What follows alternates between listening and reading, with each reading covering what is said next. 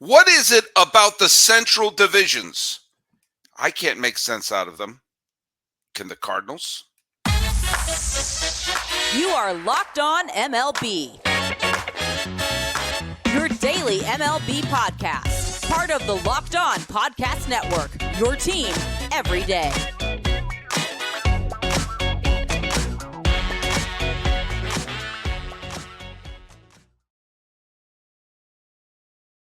Hello, baseball fans. Welcome to Locked On MLB, part of the Locked On Podcast Network, where it's your team every day. This is the daily podcast. We talk about all of Major League Baseball. I am your host, Paul Francis Sullivan. Please call me Sully. I am an Emmy-nominated television producer who has been a baseball podcaster for well over a decade now, and I'm about to start my 6th year here at the Locked On Podcast Network. Follow us at Locked On MLB Pod on Twitter and on Instagram. I'm your pal Sully. I'm at Sully Baseball on Twitter, Sully Baseball Podcast on Instagram. Be sure to like and subscribe and be part of the YouTube family here. If you post on any of those social media, put the hashtag Everyday Sully on there. I want to get a sense of who's listening to us every single day. Hey, before we jump headfirst into the show, I'm going to let you know that today's episode is brought to you by FanDuel. Make every moment more right now. New customers get $150 in bonus bets with any winning $5 moneyline bet. So that's $150 if your team wins. Visit FanDuel.com/lockedon to get started. Before we get started here, we bring in our guest. I'm going to address first of all, the trivia question, which was, the last show we did was Kansas City Royals centric with the new host of Locked On Royals, Mr. Johnson over there. And the question was, George Brett is the all-time hits leader in St. Louis Cardinals history. Who is the only other Royal to get 2,000 hits in their career, 2,000 hits with the Royals? And a couple people, including Amos George, got it correct. The answer was Frank White. Frank White, the great second baseman for the Royals, spent his whole career there. Great player, wonderful all-star. By the way, another great player, another great, wonderful all-star is our beloved host of the Locked On Cardinals show. He's coming on board with us. It's JD Hafron. How you doing, buddy? What's up, Sully? Good to see you again, my friend. Hope the not really time off. We haven't had a lot of that, but time between seasons, I guess. I hope it's been treating you well, buddy. Well, this is the time I think a baseball podcast is most critical. There's no games on. They're during the regular season, if you want a baseball fix, you turn on the ball game. In the off season, we supply this here at the Locked On Podcast Network, a little chance to talk baseball even in the off season. I'm going to address something here. At the beginning of the show, I introduce myself. I tell you a little bit who I am, just a little bit of my background in case someone's brand new to the show. Say, who the heck is Sully? I have television experience. I've been podcasting for a long time. And I just throw that out there just as a little, in case you're new to the, getting your boat and floating down the River Sully, that this is maybe you're new on the show. Just a quick little intro. And to be fair, our bosses at Locked On have encouraged to include a tiny little bit in case someone doesn't know who the heck we are. Right. Evidently, one of our listeners took umbrage with that. And Rick Knopf says, Sully, not many really good commentators open their show with all their accomplishments. That's Bush. Buddy. You think that's all my accomplishments? Really? You think that's all of my accomplishments? I have accomplished so much. I had to whittle it down. I had to make it. I just hit the points that are, that basically, that's relevant for this podcast. But please, let's just be clear for a second. All right. I've accomplished a lot, but one of the things, and I was humble enough not to mention this. You can look it up. Time Magazine, Person of the Year in 2006. I am the co-person of the year of Time Magazine in 2006. Did I mention that? No, not at all. So maybe just sort of let's pump the brakes on what's Bush. All right. I'm sorry you had the horror of that almost 7 seconds of your life for a quick bio there. Look it up. Time Magazine Co-Person of the Year 2006. That's me. So a little bit of humility was shown by me. Now let's get on to baseball here for a second. And before we jump mainly into the Cardinals, I want to talk a little bit about your division. We just talked about the AL Central, where the defending champion Minnesota Twins seem to be dismantling their pitching staff, and there's no clear-cut leader, which is why I kind of like what the Royals are doing, which is like, heck, why don't we just improve ourselves? If it works, great. If it doesn't, it's not like we're signing long-term deals here. The Central is weird. We went into last year, and I said it looked like the only team that was trying with the Cardinals, and that turned out to be incorrect. And Milwaukee basically ran away with it. The Cubs finished a mosquito's whisker away from Arizona, and then went on to see that team go play in the World Series.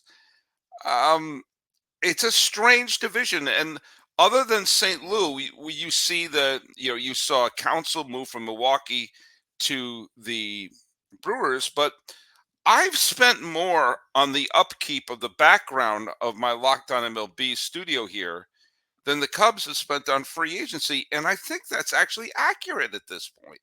So, JD, of the teams other than the Cardinals, what's going on? Are people trying? Is everyone rebuilding? What is happening to your rivals? Before we hit the Cardinals, what's happening to your rivals there? Well, I can only assume. Obviously, I'm not in there with any of the Cubs guys or the Reds guys or anything, but I'm assuming that they're all kind of waiting on the trickle down effect. First, you had Ohtani that people were waiting on. And then now you've got Yamamoto that people are waiting on. And then I would expect a little bit of movement, especially from the Chicago Cubs. The Reds have made a couple of moves here and there. Nothing like major, because there's been rumors that they want to deal Jonathan India and they want to bring in an elite pitcher, a guy like a Dylan Cease that they might make a trade for. They obviously have the prospects to do that with. Could India be a part of a deal for something like that? I don't know, because outside of the division, I know as a Cardinals fan going up against India, he beats our brains in. But how other people perceive him outside of that is that not a very good defensive second baseman at all. Plays in a tiny little ballpark in Cincinnati. Is he even really that good? So I don't know exactly what his worth is to any of the other teams out there. The Pirates are still kind of the Pirates. They're not going to ever do anything major. They're not going to make any major moves. They got McCutchen back, which is great. He belongs in Pittsburgh, but I mean, obviously that's not a move. Why not sign Dave Parker while you're at it? Why not sign Andy Van Slyke? I mean, that do you know what? It's funny. I don't mean to cut you off there, but I've said that a team owes their fan base either a present, a future, or a past. The present is what you really owe them, which is a summer. Give me a good summer. If you don't have a good summer, say, well, we got a plan in the future. We're building to something. Just bang with us. And the worst case scenario is, here's a player you like. You want to cheer him? And that's kind of what they're doing there. Yeah. The Pirates have a lot of talent. It just, I haven't, and they looked, for the first third of the season last year, they were pretty good. But then, the backs of the baseball cards don't lie, and the team fell apart. Yeah, and it's tough. I feel bad because it seems like right when they're the guys that they've grown, that they're the ones who have built up and have produced, as soon as they're ready to take off, they're ready to actually move on to another city is what ends up happening. And it's just this constant cycle where, you feel bad for cities that go through that each and every year. Milwaukee on the other side, they tore it down. I don't know how long Burns is going to be around in Milwaukee, whether he's going to be worth more in a trade deadline deal this year than he would be right now during the offseason. So we're all kind of waiting on that. The Brandon Woodruff release was kind of that was one that caught a lot of us off guard because of the injury, and they were just ready to cut ties. So I don't know, man. It seems like the Reds are the only one that have made any moves and seem to have the brightest future right now as far as youth and guys that looked really good last year. Can they repeat it? Is the pitching staff, even though it was hurt a lot last year, are they going to be able to pull off the stuff that they did last year? I don't know. I think it's still kind of a question mark. And then you got the Cardinals, who I think pretty much everybody picked to win the division last year and had one of their worst seasons in franchise history. Yeah. And they had to rebuild an entire starting rotation and are working on bullpen stuff. And everybody's kind of wondering, are these guys even good? People are questioning whether or not guys like Arenado and Goldie still have what it takes to put them into the playoffs. Before we jump into the Cardinals, I do want to say that Bellinger is floating out there. And I've said here, someone's going to sign him to a long-term deal and will regret it. Yeah. If there's any player out there who just strikes me as, do you know what? I think they've had their peak. I know he had a good year last year with Chicago, and the change of scenery was the right move for him because he was dreadful in 2021 and 2022. But I'm always wary. I'm wary of the huge uptick on a contract year. They're like that. I mean, I've been wrong before, and if I'm wrong, and I like Bellinger, I do like Bellinger as a player, and to him, I would go running back to the Cubs because apparently, Wrigley Field seems to be a great place for him. But I think that's, man, some team's going to wind up in 3 or 4 years regretting that deal. Well, look at. Hey, my folks in Australia, I said, look it, do a shot. Everyone has to do a shot every time I say look it. And I have lots of great fans like Jay Cottrell, who of course said this dude is a no talent hack. So I got my everyday Sullys and I got my Jay Cottrells. And when we come back, we're going to be talking about the Cardinals and what are they?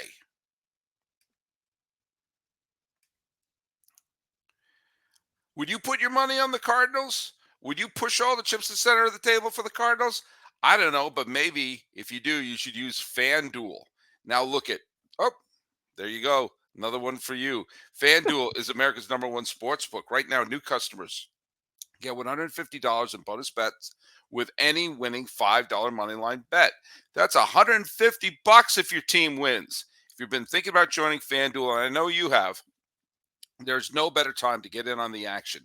The app is so easy to use. There's a wide range of betting options, including spreads, player props, over-unders, and more. So visit FanDuel.com/lockedon to kick off or wrap up the NFL season. FanDuel is an official partner of the National Football League. Hey, here's a quick reminder that Locked On has launched the first ever national sports 24/7 streaming channel on YouTube. Locked On Sports Today is here for you 24/7, covering the top sports stories of the day with local experts like JD of Locked On, plus our national shows like me covering every league. Go to Locked On Sports Today on YouTube and subscribe to the first ever national sports 24/7 streaming channel. All right, JD, I picked the Cardinals. I thought the Cardinals looked great going into last year. Spoiler alert, they weren't. And you and I have talked about this. You and I have covered. We've done the autopsy for the 2023 St. Louis Cardinals. Just things didn't click. They didn't get some of the, they didn't get the performances they were expecting from, the Michaelises and the Wainwrights, and they wound up being sellers. They wound up trading away Montgomery. They wound up trading away some of their top players. And while Goldschmidt was okay and Arenado was okay, they certainly weren't MVPs.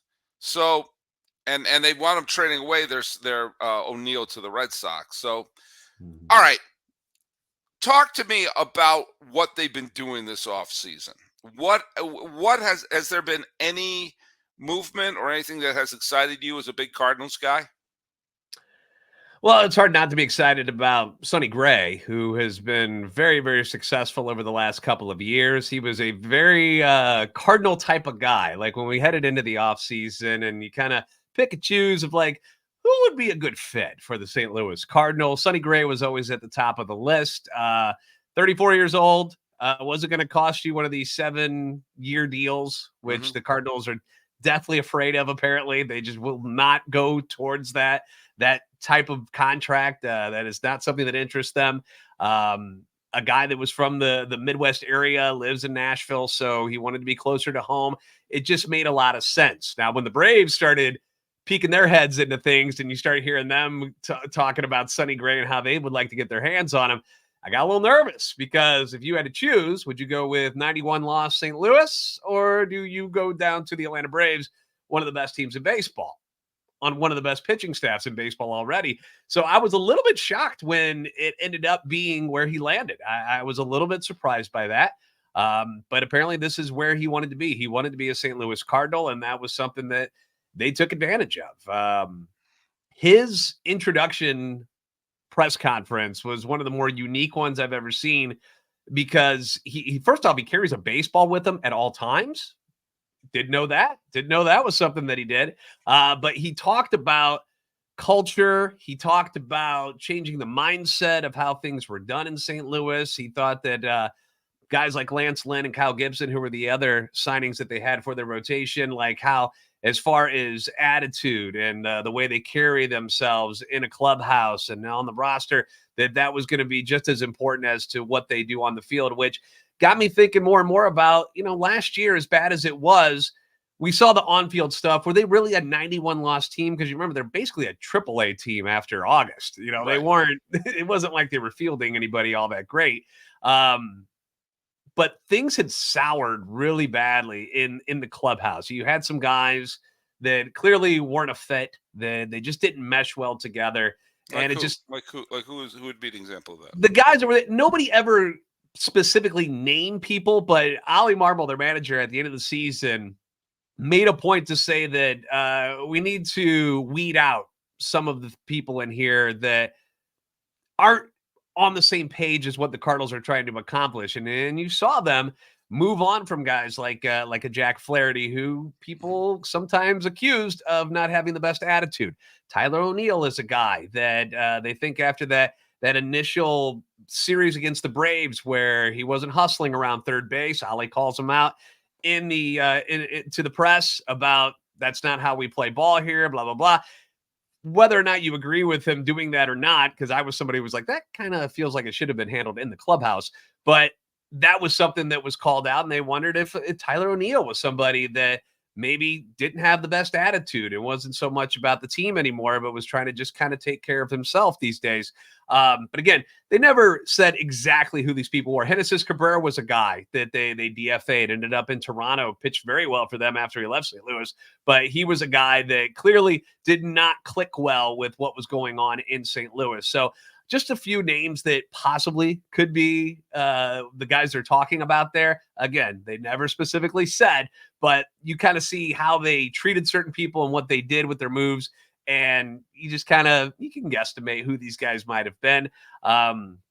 Jordan Montgomery was not an issue. Jordan Montgomery was great. Yeah. I was definitely shocked that there wasn't some sort of extension talk done in spring training after they had already signed up Miles Michaelis again to an extension. I thought that was going to be their next move. Didn't happen. I believe he's a Boris client anyway, so that he doesn't usually like his clients to sign early. He usually wants them to become a free agent, but that didn't happen. They ended up having to trade him away, and now look at him. He's one of the most sought after arms in Major League Baseball right now.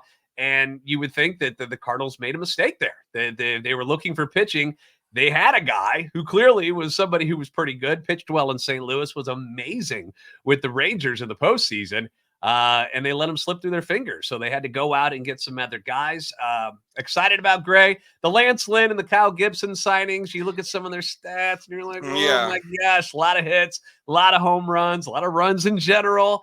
But I think what the idea behind this is that they wanted guys that they could trust to be out there and answer the bell every fifth day. And that is one thing that all three of them have going for them, is they are what we call innings eaters, and they haven't dealt with a lot of injuries recently. and have been guys that they can trust.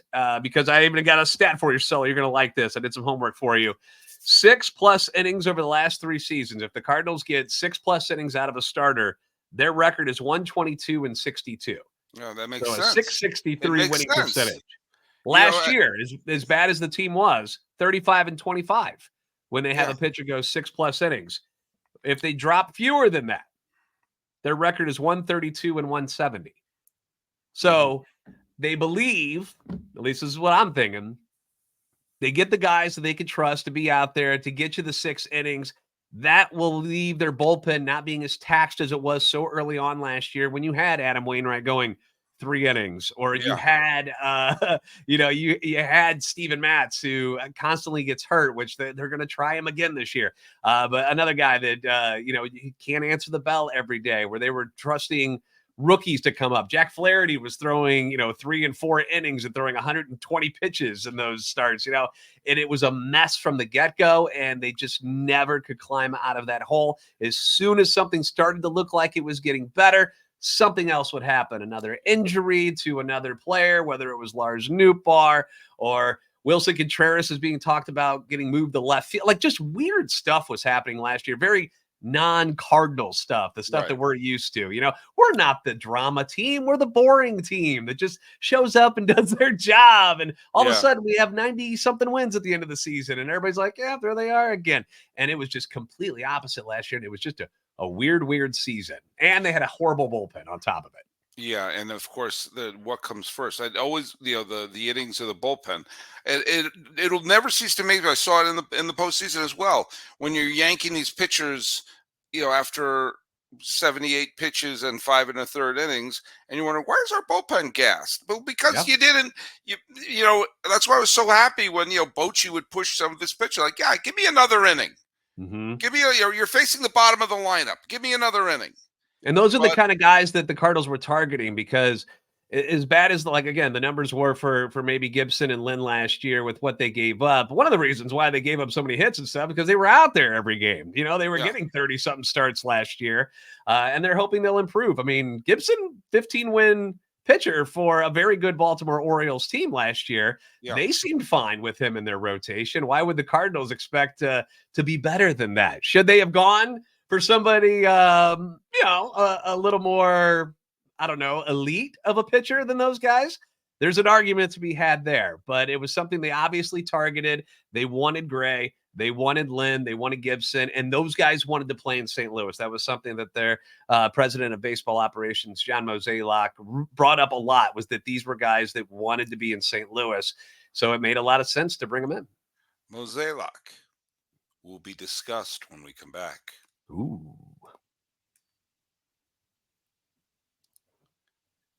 Once again, a reminder that Locked On Sports has launched the first ever national sports 24/7 streaming channel on YouTube.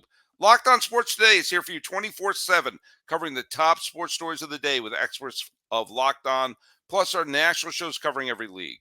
Go to Locked On Sports Today on YouTube and subscribe to the first ever national sports 24/7 streaming channel.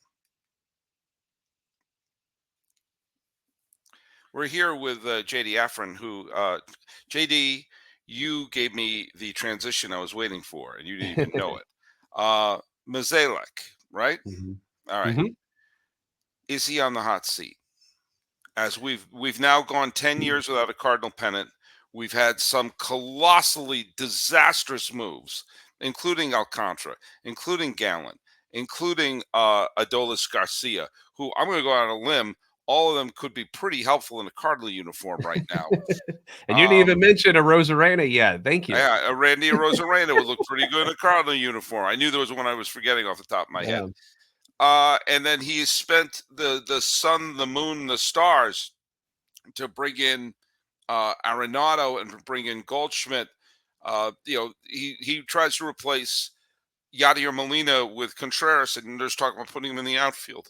This is a team that went from, you could write in ink 90 wins to, again, they haven't been in the World Series since 2013. They've gone to the League Championship Series a few times, but have been smacked out of it. I think they've won one League Championship Series game since the 2013 pennant. Mhm. Division titles and wild card appearances are not going to cut it in St. Louis. And he's been at the driver's seat for a little bit, and it's cost a lot of terrific players. And last year they're a 90-loss team. Is he on the hot seat? I would say sort of. And the reason I say that is because he's only signed through 2025. Their owner loves him. Obviously they've had a relationship for how many years now? It's been a really long time that he's been with the Cardinals, and as president of baseball operations, as the GM before that. So barring another 90-loss type of just horrible season, I cannot see them getting rid of John Mozeliak. Ollie Marmol in his last year of his contract as a manager, again, if things go sideways like it did last year again, I could see them cutting him loose beforehand. But I feel like both of them are going to get a chance to finish out their contracts. I think that's kind of the plan right now. Should he be on the hot seat? Absolutely. Absolutely. Like when you hear that, when you hear the failures in the playoffs, and now we're failing to get to the playoffs, and yet you have a fan base that churns out 3 million plus every year for your home crowd, and they don't get the results they're expecting, and it's the same stuff every year. And you mentioned all of those deals that have gone wrong over the last 5-6 seasons, where they took chances on things and none of them have really panned out. A normal GM, I can understand why he would be on the hot seat, but it's weird because again, 2025 is when his contract's up, and I think he rides off into the sunset, and he's hoping to do that with at least a winning record under his belt, hopefully a World Series championship. But looking at the roster, looking at what they have in the minor leagues right now, it's hard to say that they're on a trajectory to do that unless they make some major moves. It feels like, once again, it's just another one of those Cardinal teams that is just like, oh, ho hum, and then they'll be hovering a little bit over 500 by the time they get to the deadline, and they'll make a couple moves to try to get into the playoffs. But it never feels like that I want to win a championship type of attitude each year. It's like, let's get in and see what happens type of vibes, instead of like grabbing, the bull by the horns type of thing. And like, you know what? This is the year that we go for it. And we're going to sign somebody like a Blake Snell, just throwing a name out there, but somebody like that would make a major, major impact to go along with your type of guys, like a Sonny Gray and like a Lance Lynn. But that has not happened. It doesn't appear that that's going to happen anytime soon either. He's like Brian Cashman of the Midwest at this point, where you just where it's like, the expectations are high, and for the last, it's amazing, for the last 10 seasons that we've, going into 2024, you could say the last 10 seasons have included 0 Yankee and 0 Cardinal pennants. That's just weird. Yes. That's just very strange. So we'll see, because like the American League Central, it is an extraordinarily confusing and winnable division. So we will see what happens there, JD Hafron. Now, I do have a question for you, Sully, because we got to wrap up here. But yes, fire away. What is a move that you think the Cardinals should or should have made this offseason outside of what they've done already that you think would have cease? Yeah. Yeah. I think you if you bring in Gray, and you say Gibson and Lynn can be you look at them as your 4 and 5 innings eaters at the end, but you have Gray and Cease at the top of that rotation. That solves a bunch of your bullpen issues, because you're not wearing out the bullpen. To me, he's an ideal, and whatever prospects you're going to trade for him, it's a winnable division right now. I wouldn't touch the offense right now. There's always someone coming up who's going to do something. And by getting O'Neill out, you're going to give one of their other younger outfielders a chance to get some more playing time in there. I'm fine. I'm wary of spending big money on a reliever, so I wouldn't touch Hader either right now. Right. I think you make the bullpen better by making the rotation better. You don't wear out the GD bullpen, because you had guys, as you said, the starting pitching couldn't get through the 4th. And so if you have guys who can go 5, 6, or pitch into the 7th, then you have a better bullpen there. And I think Dylan Cease, of all the pitchers who are out there, Corbin Burns is another one. I just don't see that happening. Right. But And I that's think really Cease is realistic. Yeah. And then one final thought is that's the frustrating part about covering this team and being a part of this city is that it seems like they are that one pitcher away, right? There are a few of those type of pitchers out there that he could bring in, yet they don't seem like they're going to do it. Why? It's weird. And it's not saying Snell. It's not saying Yamamoto, or me saying another name from Korea or from Japan either. It's just a person who, as we know, is a serviceable, solid major league pitcher who you can put in the rotation, and you build your rotation that way. That would be my answer. And Cease would only cost you prospects because you don't have to pay him yet. And you can win. You can win a division this year and roll the dice. You win a pennant. Well, before we skedaddle, it's time for me to ask the trivia question. In that fateful Game 6 of the '85 World Series, aka the Don Denkinger game, the Cardinals took the lead going to the 9th. Here is the trivia question: who drove in the run that gave the Cardinals the lead in the Don Denkinger game? This would have been, if they had gotten the 3 outs, he would have been a Cardinal legend to drive in the World Series winning run. Instead, he is an obscure trivia question. Put the answers down here in the comments at YouTube or Locked On MLB Pods on Twitter and Instagram. I'm your pal Sully at Sully Baseball on Twitter, Sully Baseball Podcast on Instagram. Reminding you that I was the 2006 Time Magazine Co-Person of the Year while trying to make sense of the St. Louis Cardinals and that weird Central Division. This has been a Locked On MLB, Locked On Cardinals crossover. He's JD Hafron. I'm your pal Sully. This has been Locked On MLB. And please call me Sully. I did the ending a little differently. So sue me.